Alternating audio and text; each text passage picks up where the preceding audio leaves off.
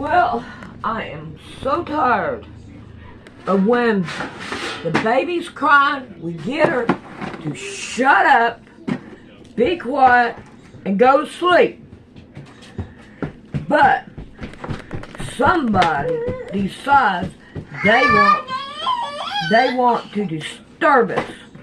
So what we're going to do, we'll keep that, is we're going to make us a little quilt and hang it over the door that says, "Do not disturb."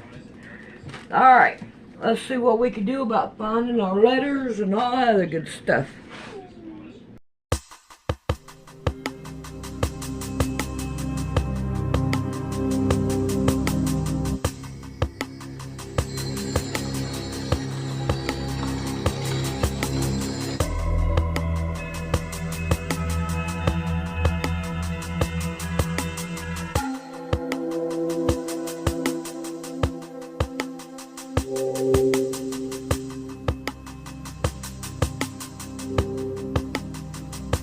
And then we'll find out what. Man, this table's nasty.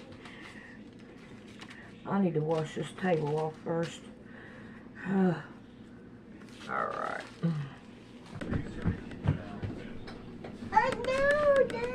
Alrighty. Here's your paper. You don't need to go out. It's wet. Alright, we do not need an A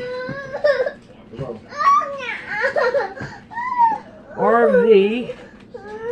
U we need. Let's see what we got here.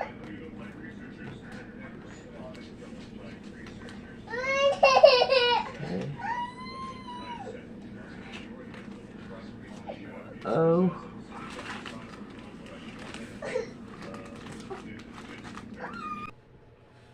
Good morning, everybody. Welcome back to the channel. Gosh, we have a packed show today, and I want to give a special shout out to the Midnight Ride, and thanks for the mention, David. And so you guys are amazing. Much love to you for that, and you do great work. It's really neat to see work complementing each other and reinforcing, and there were a couple points they brought up on that show I was pretty amazed at, because they were talking about the blue light representing artificial intelligence. And remember, we showed that in that 2013 decode we did on the movie AI. The blue fairy was the blue light. And so they confirmed that in their decode, which was pretty cool. So all of this is meant to edify you and prepare you for the last days, to help you to steer far, far away from this artificial intelligence lie that we've been sold. It is not good. I'm almost 100% sure it's the beast system. It's the literal beast. And we should not be investing in it. We shouldn't be admiring it, worshiping it, thinking it's good, thinking it's going to change our lives and bring us closer to God. Actually, the opposite is true. So we need our Christian leaders to stand up and say something. If you're going to a church and they're telling you that AI is good, or it can be used for good, you're in the wrong spot. If they don't understand the dangers of AI, then you're in the wrong spot. And this is why so many people come to YouTube and other social media platforms to get the truth, because our mainstream Christianity isn't warning us about these things. The same way they didn't warn us about the pokey poke, right? Now, let's get into today's show. Now, there are many countries and many states and counties that are now requiring you to register your homestead chickens. Why are they saying this? They're saying because of a possible bird flu outbreak. So we're going to get into that and some other stories today. Now, if you did come over from the Midnight Ride, I want to welcome you. We do go live every single day. The time frame isn't, suitable for a lot of people because it's in the morning. We're always live in the mornings. We don't do evening shows. That's just because my brain shuts off in the evening. I'm just not an evening person, really. So if you are here and you are a morning person, you're welcome to join us every single day. We go for about 30 minutes to an hour. I don't take up too much of your time, and typically these live shows are just packed with information so we can stay up on what's going on. So if you're new, go ahead and shout yourself out, and everybody say good morning and welcome the new people. Our chat, we don't have a lot of rules in the chat. The only rule is to be kind, and you can even disagree as long as you're kind, you know, and then we'll have a debate about it. But we don't allow toxicity in the chat because that's basically of the enemy. What it does is try to derail the process of truth and fellowship. And in the same way you wouldn't allow someone into your fellowship who's disrupting the fellowship, then it's the same in our chat today. So that's it. Those are the rules. We have one moderator, that's Rebecca. And other than that, you self-moderate. So if someone's offending you or you don't like someone, you can block them yourself. And that's pretty much it. Let's get into some of these stories today. Outside of this bird flu outbreak and this chicken egg shortage and all these things, we're also going to get into a brand new Netflix animation series, which is full of pizza and sacrifices, literally, in the animation. So we're going to break that down live together. I only saw it through once and very briefly, and then I shut it off because what I like to do is I like to do live decodes with you guys so we could both see it at the same time. But it's full, you guys. The animation is called Devils May Cry, and it's on Netflix, and I think it just came out. So we're going to show you the intro. We're going to decode the intro together. But let's start off with this ongoing eggpidemic, we're going to call it. Little play on words there. Eggpidemic. Now, what's this really about? Well, with the price of eggs these days, it's pushing a lot of people over the edge to have their own chickens. You know, it's a cost benefit, right? So if it's easier to go to the store and buy eggs, a lot of people will do that, even though they know they're not as healthy, maybe. But when it gets to the point where the eggs have gone up in price to where they're at right now, a lot of people pushes them over the edge, and they just go ahead and get a chicken coop and have chickens. And I think that's a great thing. You know, I will at some point. I don't yet. But I've been at this for so long, I'm like thinking I need a vacation. And if I go on vacation, I'm not going to be able to have the chickens, right? So after that, I'll probably do chickens at some point. But look at the price of eggs starting in the year 2000 in this graph here. This is insane. Eggs used to be $1.50 a dozen. And look at what they've gone up to now, $4.25. Now, this is an average, of course. In many places, it could be as much as $10 for a dozen or $12. But the average is $4.25.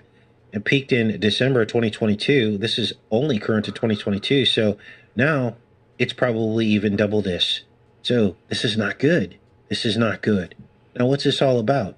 Now, we're told, they tell us that millions and millions of chickens have acquired this bird flu, right? And this is why they have the price of eggs has gone through the roof.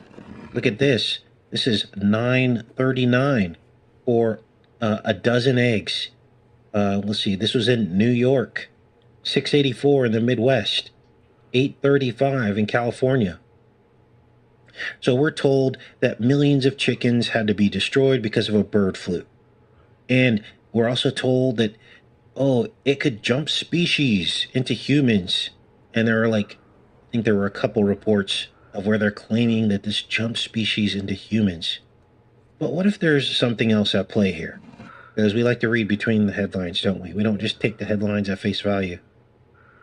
Did you know that there are several countries, including some states here in America and some counties, that require you to register your chickens? In other words, you know how here in America you are required to register your guns? Well, now they want you to register your chickens. And if you don't, it's a huge crime. Now, why are they making people register their chickens? Here are some of the countries here in the U.S. You must register your chickens within 1 month if you have 50 or more. United Kingdom, Scotland, Sweden.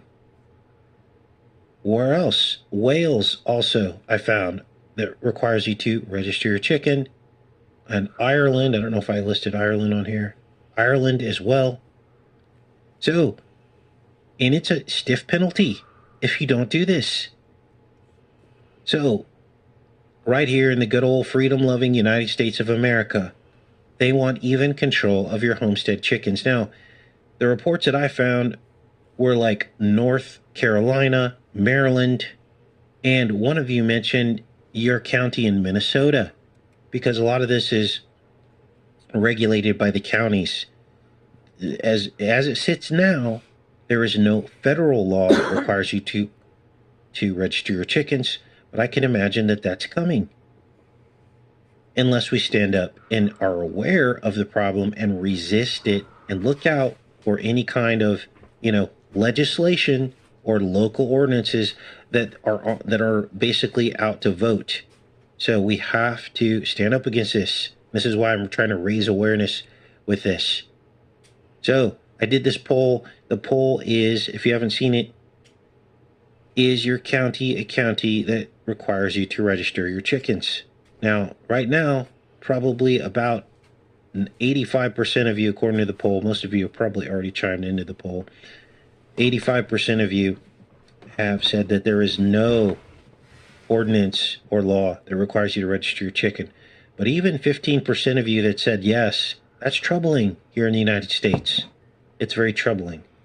So what they want to do is basically go in and be able to destroy your entire investment at a whim if they suspect a bird flu outbreak in your area, right? And it's all arbitrary. Now, we're going to get into some troubling stories about drones flying over these places where the bird flu outbreak is happening.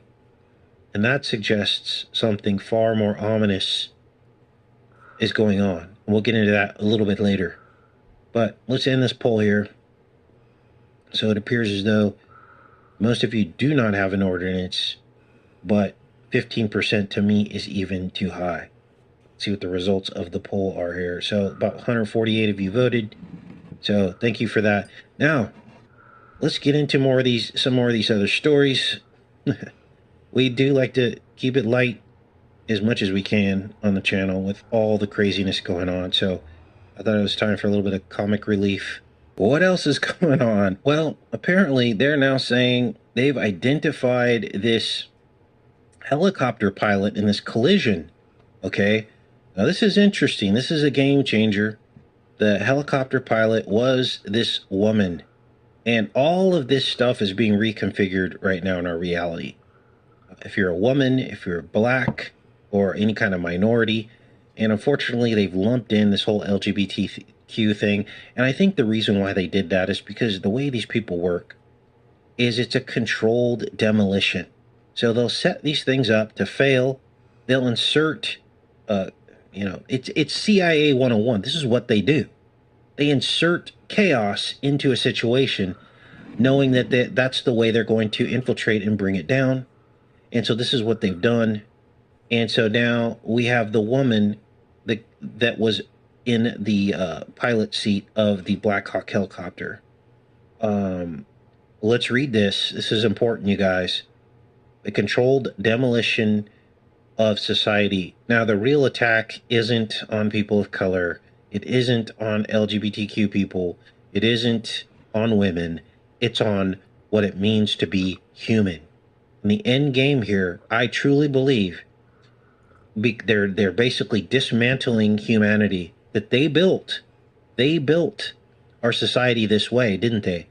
And as much as we can blame the Democrats for setting up DEI and affirmative action and everything, none of that went away during a lot of the conservative presidents, did it? And so they were both part and parcel involved in this. And it was all to do a controlled demolition on society so they could rebuild it in the image of the beast, rebuild it in the image of artificial intelligence. And what they'll say is, oh, you know what? Artificial intelligence, it's fair. It doesn't see color. It doesn't see male or female. And so we'll let it run everything. And that way it's transparent. This is probably what they'll say. let's play this video here. I don't know what this video is, but let's see what this lady has to say here. Let's fix that. It says, what we know about an American Airlines flight collision with Army Black Hawk. With an Army Black Hawk helicopter.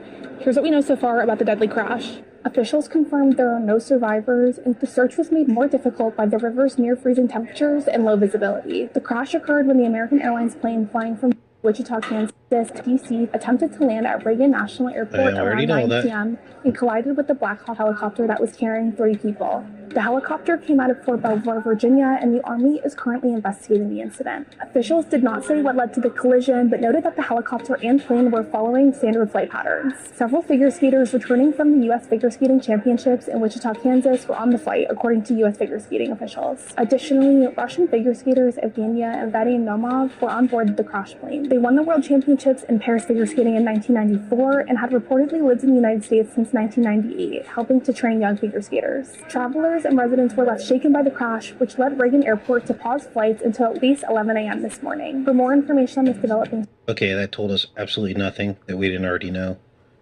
Let's read. When Sabrina Bell called Captain Rebecca Loback last Wednesday morning, she hoped to plan a trip to see her friend from her time at Fort Belvoir in Virginia, now stationed in Alaska as a chief warrant officer. 2, Bell badly missed Loback, her openness, cultural perspective, and most of all, her deep empathy. Within hours, when she got the call, Bell was hit with a wave of shock and disbelief. Loback was one of 3 military personnel in the Army helicopter. Okay, so are they saying she was the actual pilot? Smile in the cockpit. Also, were they a couple? So this must have been what Trump was talking about the DEI hires, if this was an actual couple, in addition to being women. So this is like a double whammy, right? It makes you wonder, right? You have to wonder. Like, I didn't know this yet until today, that these pilots, or one of the pilots, was a woman and possibly same-sex relationship. But you have to wonder, you have to ask the question, because what better way to kick this off than with the sacrifice, right? What better way to start the controlled demolition with an explosion? It's how it works. It says here, the crash, among the worst aviation disasters in modern history, left no survivors. The Army identified those killed alongside Loback in the helicopter as Staff Sergeant Ryan Austin O'Hara of Lilburn, Georgia, and Andrew Lloyd Eves, a 39-year-old chief warrant officer. And for the people who love Loback, it was a gripping sorrow and the memories of a brilliant mind, dedicated service member.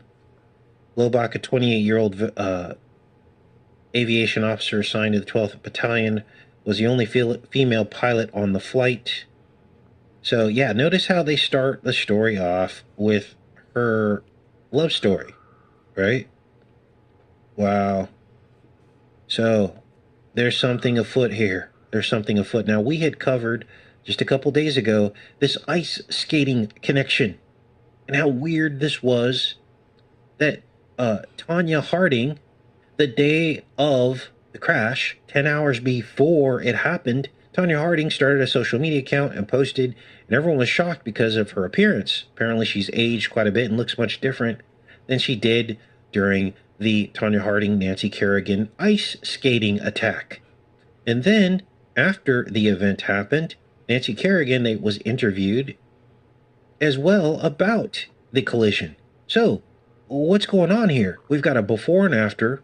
We've got a spiritual component to this of Tonya Harding attacking Nancy Kerrigan. Remember the story where her husband was basically a hitman and attacked Nancy Kerrigan to try to knock her out of the competition. So this is all weird. And, you know, what's weird is a lot of people don't even think they think, oh, that's just a coincidence that Tonya Harding started her first social media account hours before, you know, this collision. I don't think it's an accident at all. But people are asleep. And so this is really weird. Now, if I'm reading this wrong about this story, about this pilot, someone please correct me. I'm just kind of going over this live, and this is what I'm pulling out of the story so far. Wow. Now, of course, there's overwhelming support in the comments section down here. And look at this, 11,000 comments. But all the timing of this is just bizarre. And, Trump seemed to be centered on the air traffic control as the problem, but now it seems that this may have pivoted to this issue of DEI hires. Now, understand, I agree with doing away with the current DEI situation, diversity, equity, and inclusion, but the way they set it up was faulty to begin with. Lumping race issues in with, sexuality issues was just wrong. It was bound to fall apart. And then also putting any kind of label on a hire, right? So if a person was qualified to begin with and they were the most qualified applicant, it doesn't matter what color they were, they shouldn't put a DEI stamp on that hire, if that makes any sense. In other words, you should have been exempted from the DEI stamp if you were the most qualified person for the position. But that's not what happened. Basically, anyone who was of color had the stamp put on them regardless of whether or not they were qualified. And so now all those people have been laid off and they're having to reapply for their jobs, essentially. And some people might say, well, what do you have to worry about? Reapply for the job if you're the best person for the job. Okay, that's just like saying to a nurse, oh, you know what? I don't think that you're qualified and you got to go through all your schooling again and prove to us that you're a nurse that is going to be effective. And that's with no prior problems or anything like that. Imagine having to prove yourself over and over again. And that's what I'm getting at here with this. But wow, crazy matrix we live in, right? So, what else is going on? Now, I wanted to talk a little bit about female roles in the military. Okay, because, history tells us that the military was a male-dominated role, right? And so now with all of these DEI hires, which could include women, black people, and of course LGBTQ, with all of that on the chopping block now, I had to go look up what the Bible actually says about about females, women in the military. And I was actually shocked. There were women who were soldiers in the Bible. Deborah, a judge and prophet, led the Israelites to war against the Canaanites. She's the only female military leader in the Bible. So there's only one, but then there were others that were involved in some of this stuff as well. Jael, a woman who lured a Canaanite general into her tent and killed him with a tent peg. That's brutal. Hephzibah, a female warrior, killed many evil kings during the Jewish revolt against Heraclius. So, that's interesting, right? So I don't know how I feel about that, but there is biblical precedent for some of that happening. It wasn't huge, but it happened sometimes. So here we are with a military that is now fully immersed with many, many female roles. And Trump's policy of undoing all these DEI hires, which of course is going to include females in historically male roles, it's going to inevitably eliminate many of these female roles. So the whole military is being reshaped. So I think for the most part, it's probably good, but there are going to be some casualties of war, as they say, right? That are unfairly targeted based on just race and some of these things. So now Trump spoke of ending all these conflicts in the world, didn't he? Well, apparently it didn't take long. What are we, 2 weeks into the presidency? And he ordered an airstrike in Somalia. So it's business as usual for the military. U.S. military conducts airstrikes against Islamic State operatives in Somalia. Apparently they found a bunch of these guys in like underground caves and stuff, and they launched a strike and took out a bunch of them. So now let's get into these tariffs. Then we're going to get into the chicken bird flu drones that some of you reported in your localities.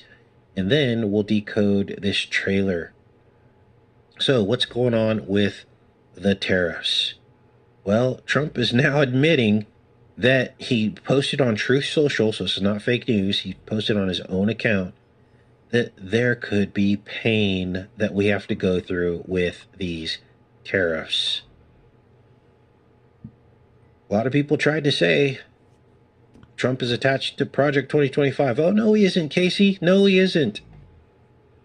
We tried to say tariffs are going to raise the cost of our goods. I remember even at the end of last year, I told you guys, hey, if there's things you need, you should probably take advantage of these Christmas deals and buy them now, because they're going to probably double in price when Trump comes into power.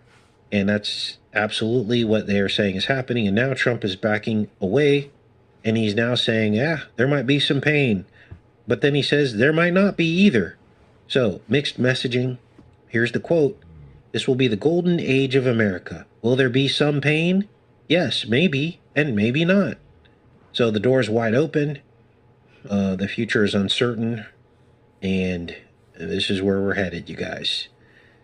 Now, it's crazy because the press secretary said that they only are doing tariffs against China for 10%. Remember, the original was 25%. And now Trump's backed away on China. It's only 10%. Well, most of our stuff comes from China. And he could be doing that to maybe soften the pain a little bit, since most of our imports come from China.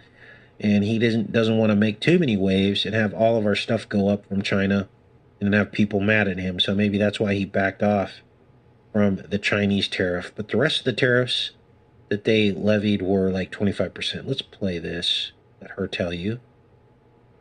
Press secretary. Get it going here.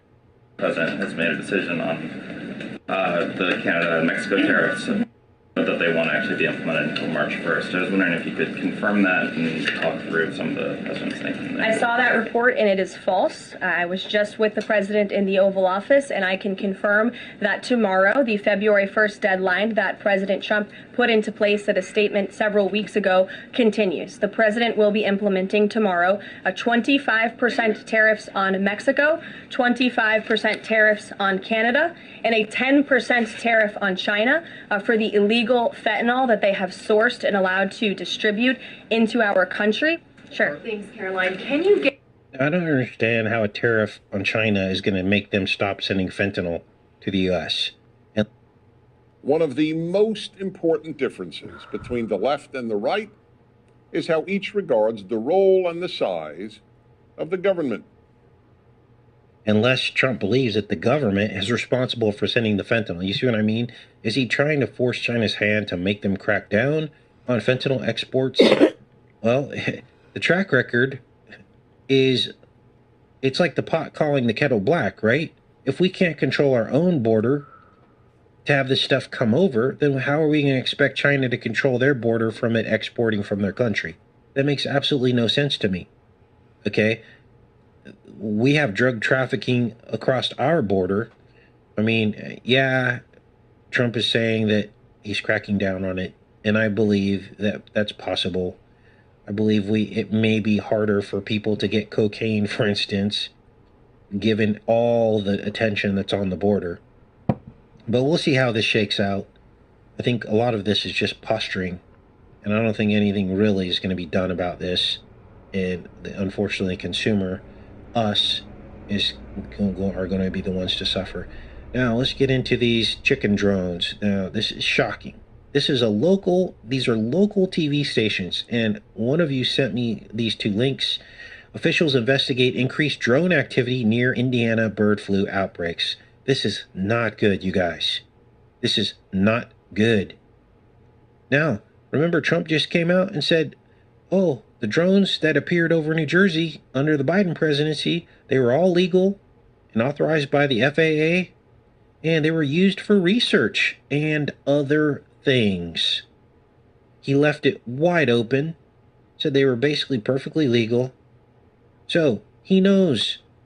So why are these drones flying over farms that are right now under quarantine for bird flu? Let's read these local stories. This is in Indiana, you guys. Indiana. Now, before we read this, here's what's insincere about all this. These drone companies have software and trackers worked into the technology. They have to, because this is a flying aircraft controlled remotely. So, do we really believe that there's some ambiguous, mysterious investigation going on to find who these drones are? Of course not. We have the technology to track these things about 10 different ways. If you can't track it through the software, then it's tracked through the radar or something. We can't truly believe that in 2025, where we have a military with advanced technology, that we don't know what these drones are. But, to the public, they want us